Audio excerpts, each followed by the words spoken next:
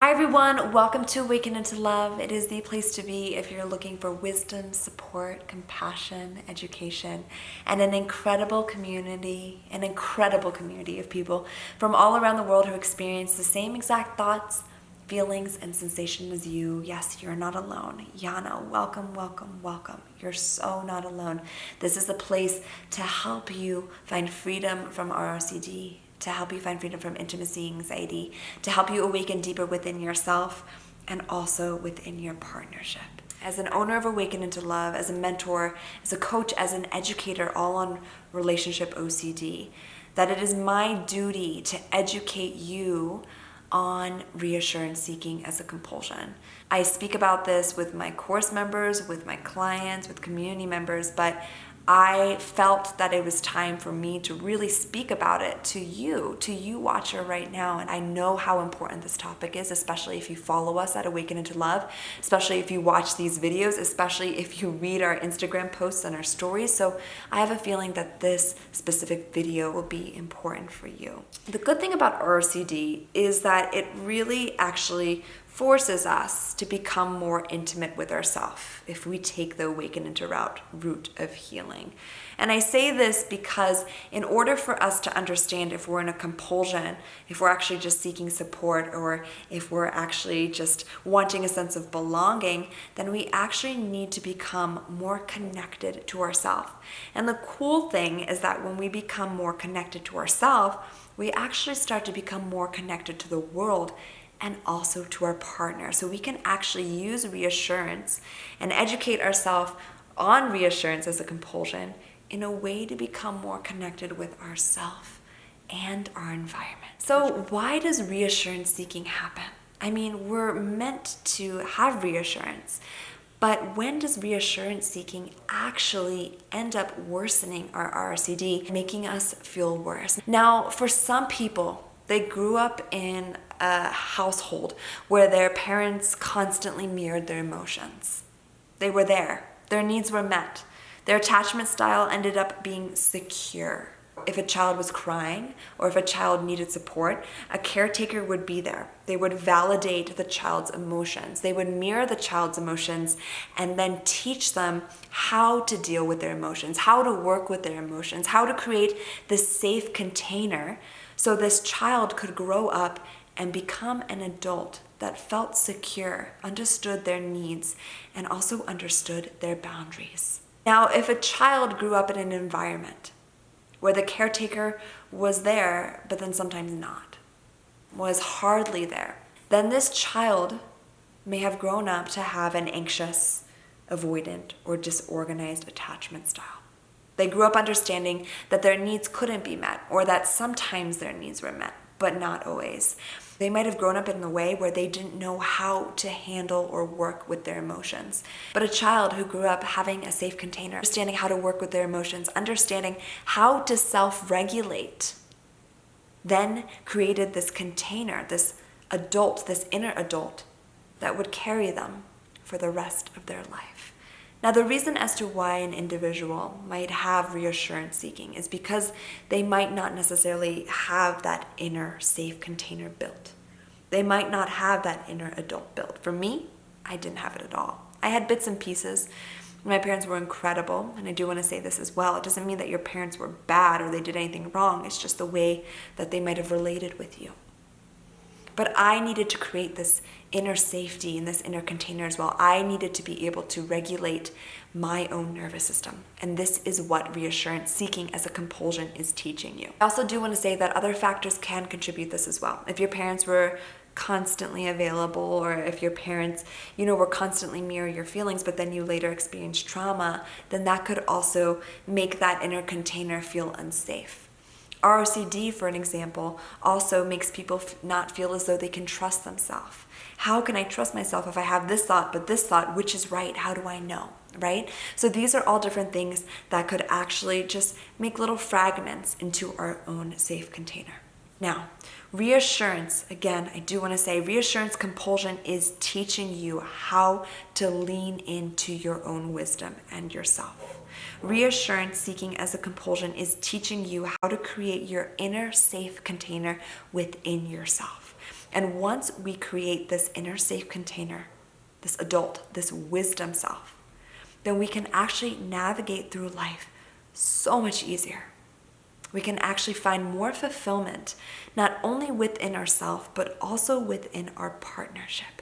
So this can be a great opportunity, again, to awaken deeper within ourselves. Now, maybe of you are probably thinking, okay, Kiyomi, I get it. I can use compulsions and reassurance as a way to awaken and become more connected with my partner. I get where it comes from, but what does it look like? Some of you might be sitting here confused, asking and thinking, well, how do I know if I'm going into reassurance or not? So these are a couple of classic, typical examples of reassurance seeking.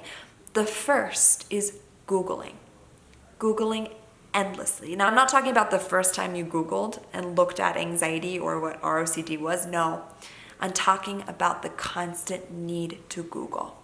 I'm talking about the fact that you are educated enough already. You have the wisdom about relationships and about ROCD already, that's an opportunity to come back to yourself and create your own safety net. And the reason as to why I wanted to create this video is because if you are using Awaken into Love as a compulsion, then please check in with yourself. If you're using Instagram, our stories, our YouTube videos as a compulsion, then please check in with yourself. That's a great opportunity to do the work, and I'll tell you all about how to do that at the end of this video. Another very common way to look for reassurance is to ask your friends or family or partner about your relationship. So this could be asking them if they really think if your partner's the one. It could also be just calling them up and just saying, but how do you know? But how do you really know? But do you really think they're okay? But do you think I'm really okay? And constantly asking them, getting a temporary relief, but then in the long term, feeling anxious again. You could also be doing this with your therapist unknowingly, especially if they're not aware of ROCD. You could be asking them over and over about relationships, about anxiety, about ROCD, about your partner, to make sure that you feel that everything is certain and that you are okay and your partner is 100% right. Other ways, using conversations as a way to hear about relationships or about other people to make yourself feel better about your own relationship.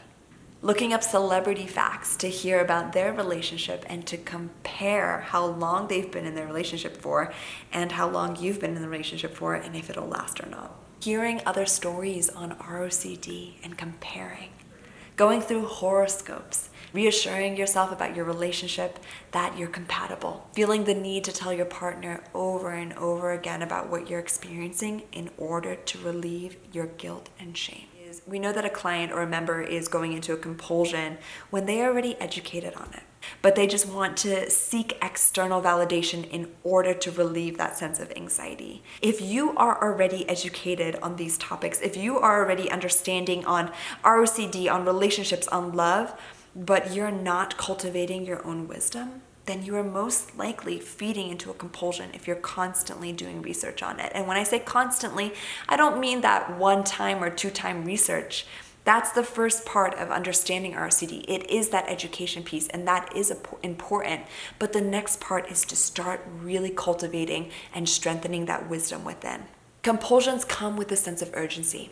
They come with a sense that they need to alleviate or take away their anxiety immediately, or else something is not okay, or else something bad could happen. For so many people with ROCD, that self-trust feels broken. And it makes complete sense as to why a person with ROCD seeks external reassurance. And let me first say, I'm not talking about therapy, coaching, or doing a course or program. I'm talking about that constant need of reassurance.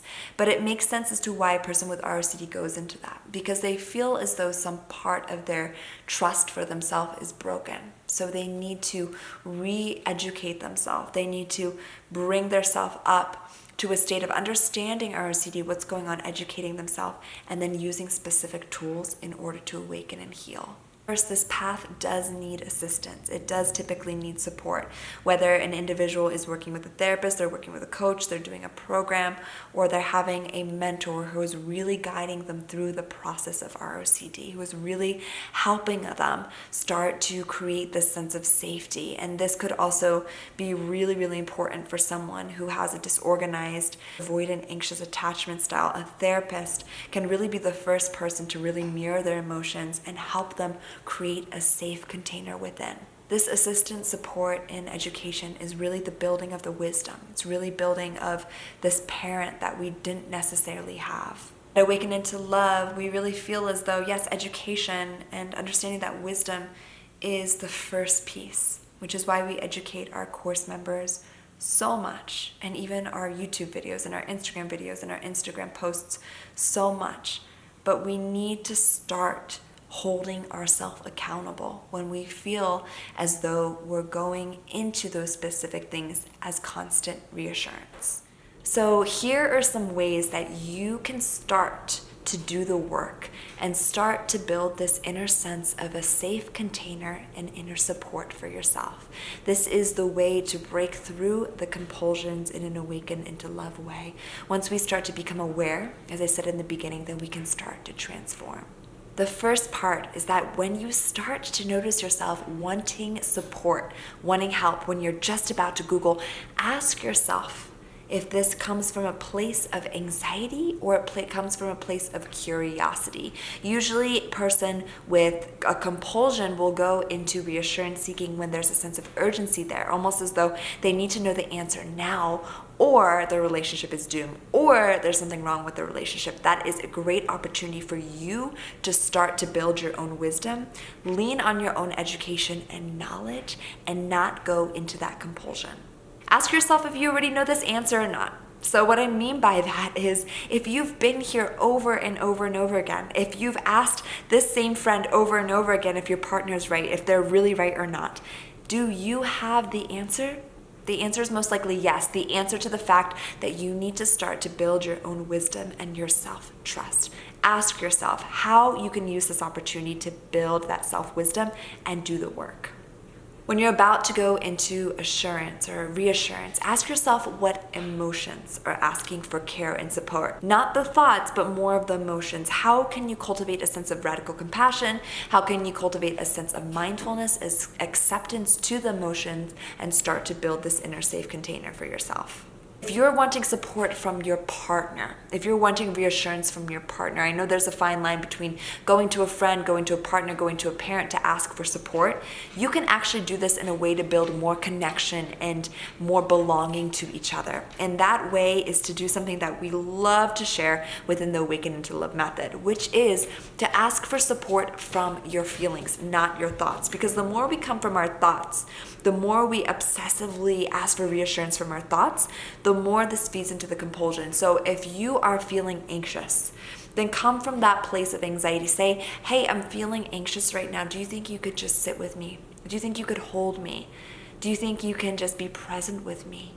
And usually having them assure your nervous system, your inner self, not the obsessive thoughts, by saying, I'm here for you, you're safe. It's okay to feel this way, actually starts to rebuild and actually starts to create more safety for the nervous system.